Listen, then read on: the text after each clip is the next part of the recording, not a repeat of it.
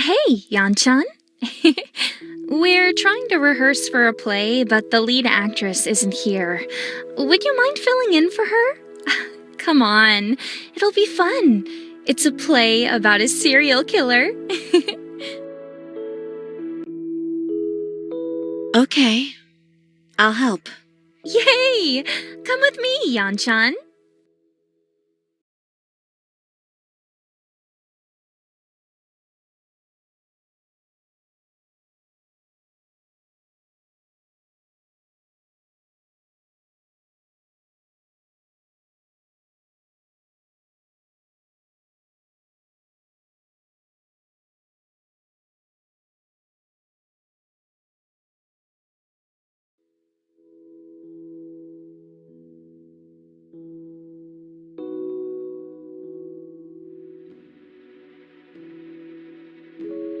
The killer picked up the knife that was on the table. Then she went on a killing spree, murdering everyone around her.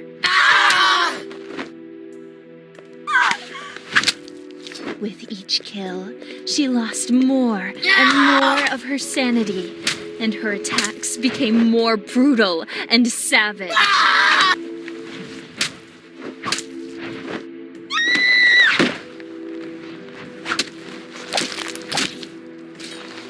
When the deed was done, she burst into maniacal laughter.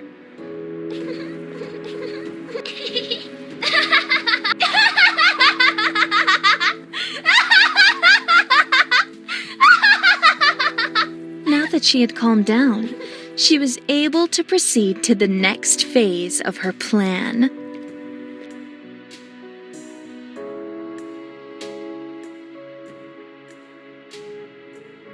The killer quickly began to destroy the evidence of her crime. She picked up one of the corpses. She carried the corpse to a nearby incinerator, and she dumped the corpse inside. Once all 5 corpses were in the incinerator, she activated it.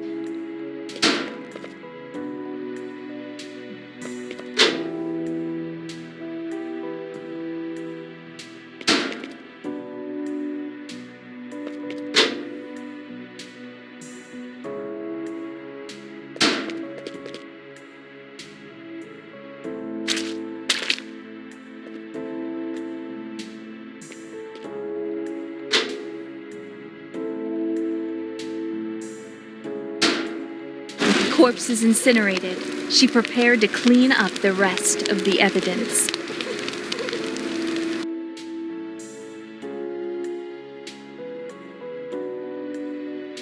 The killer started to clean up all of the blood that she had spilled. First, she grabbed a bucket. Then, she added bleach to the water and dipped a mop into the bucket.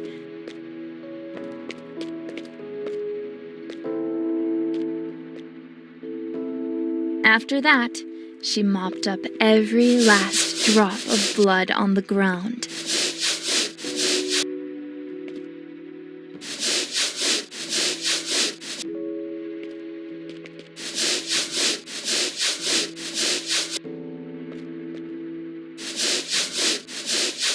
With all of the blood mopped up, she moved on to the next part of the cleanup process.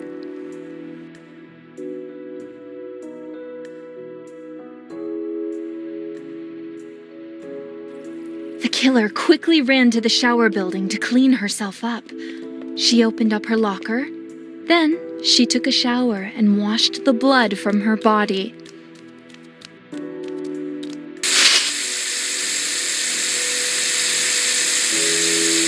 Once she was clean, she returned to the locker and changed into clean clothing. Perfectly clean. Now, nobody would suspect that she just committed murder a few minutes ago.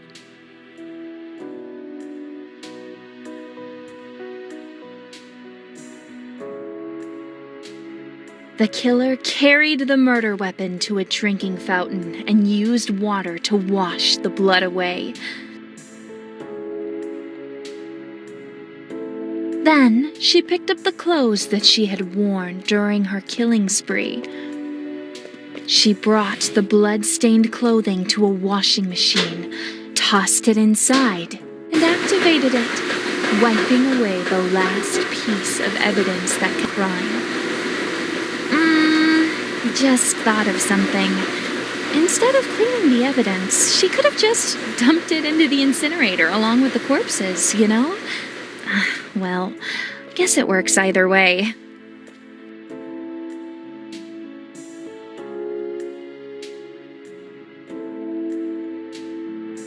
The killer needed to steal a key, but a witness was nearby, so she hid behind a nearby wall.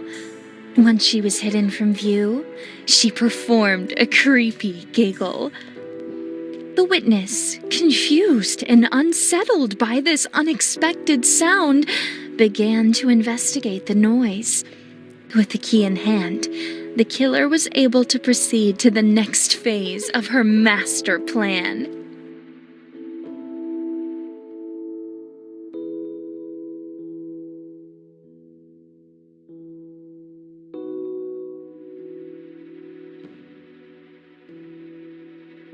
The killer wanted to dispose of a corpse, but witnesses were nearby. So she put on a raincoat, put a tarp underneath the corpse of her latest victim, grabbed a circular saw, and chopped her victim's corpse into pieces.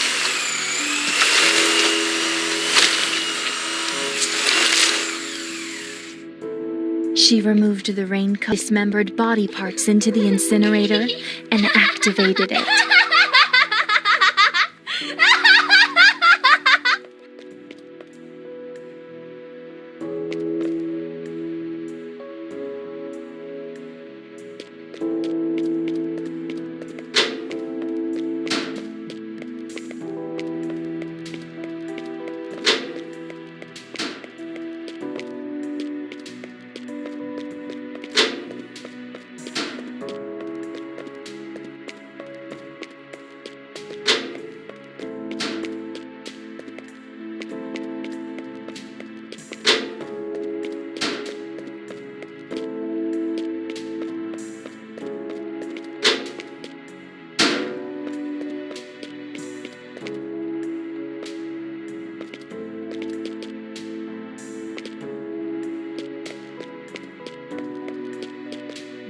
She disposed of a corpse in front of a group of witnesses without raising any suspicion.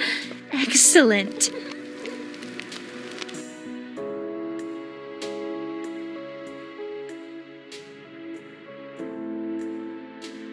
The killer made a mistake. She allowed a witness to see her while she was covered in blood. The killer's reputation was at stake. She spoke to the witness and quickly made up an excuse. The witness fell for it. Next, the killer casually socialized with the witness to maintain her act. The witness was a member of the drama club, so the killer made a positive comment about drama. The killer was now on good terms with the witness. Her reputation was safe. For now.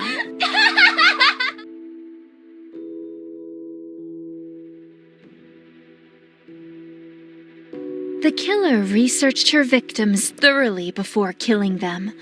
She took out her smartphone, snapped a photo of her victim's face, saved it for future use. By studying her victim's routine, she could visualize her victim's whereabouts at any point in time. She could even visualize the presence of nearby objects that would be useful for committing murder.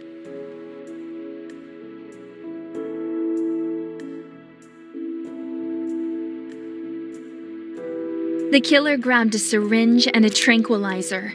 She hid the syringe in her clothing. She spoke to her next victim and convinced the unsuspecting girl to follow her into a secluded room.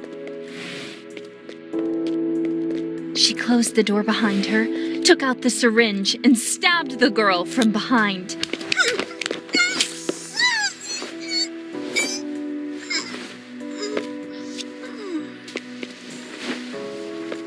She dragged the girl's unconscious body to a large case and dumped her inside of it.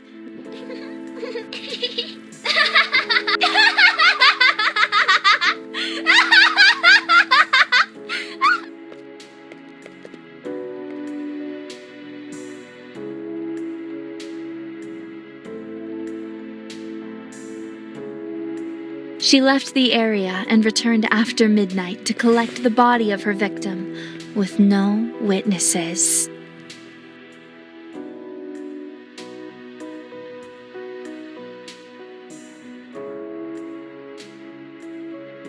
The killer decided to drown her next victim. First, she grabbed some rat poison. Next, she used a giggle to lure her victim away from her food. Then, while her victim was distracted, she put the rat poison into her meal. The killer waited until the victim was puking into a toilet, snuck up behind her, and drowned her.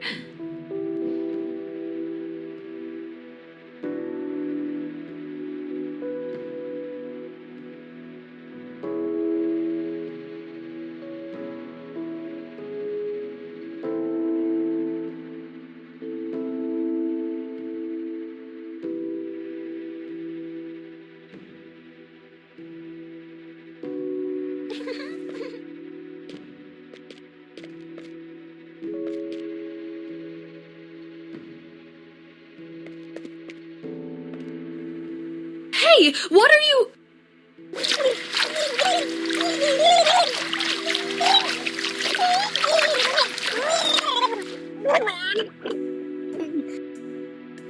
If she could manage to find some lethal poison, I guess she could put that in the food instead.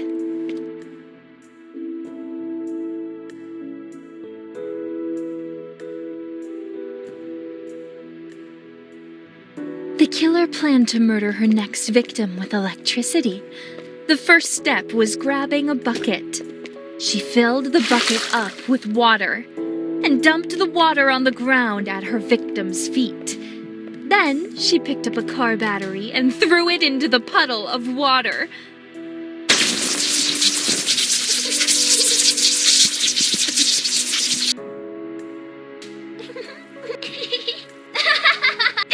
Even as she stood over the corpse of her latest victim, she was already planning her next murder.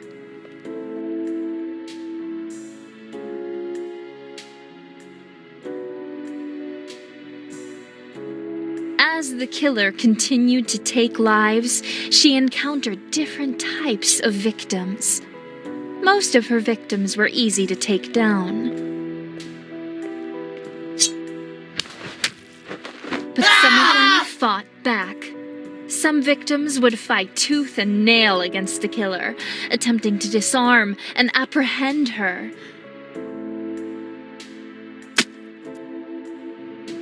However, she always stood victorious in the end.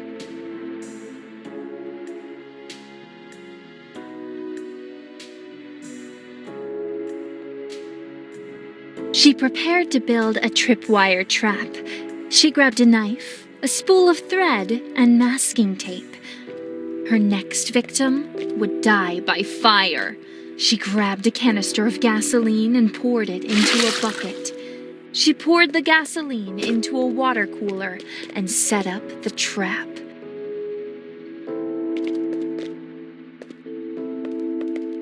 After her unsuspecting victim was covered in gasoline, she used a candle to light her on fire.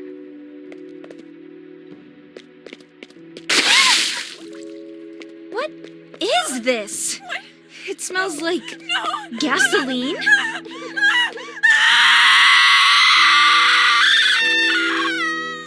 She had killed with blades, water, electricity, and even fire itself. She controlled the elements.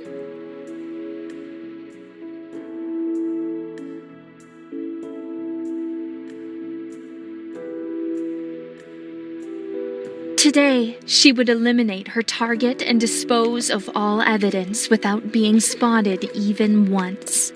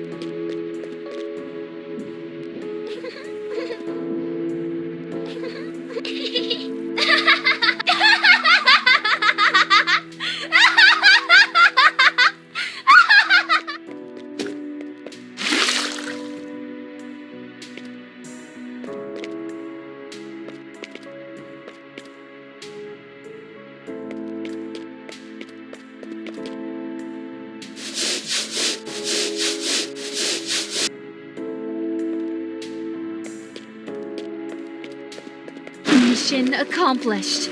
There was nothing she could not do. She had become a true master of death.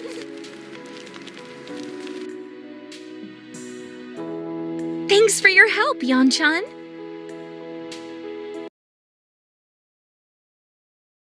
Hey,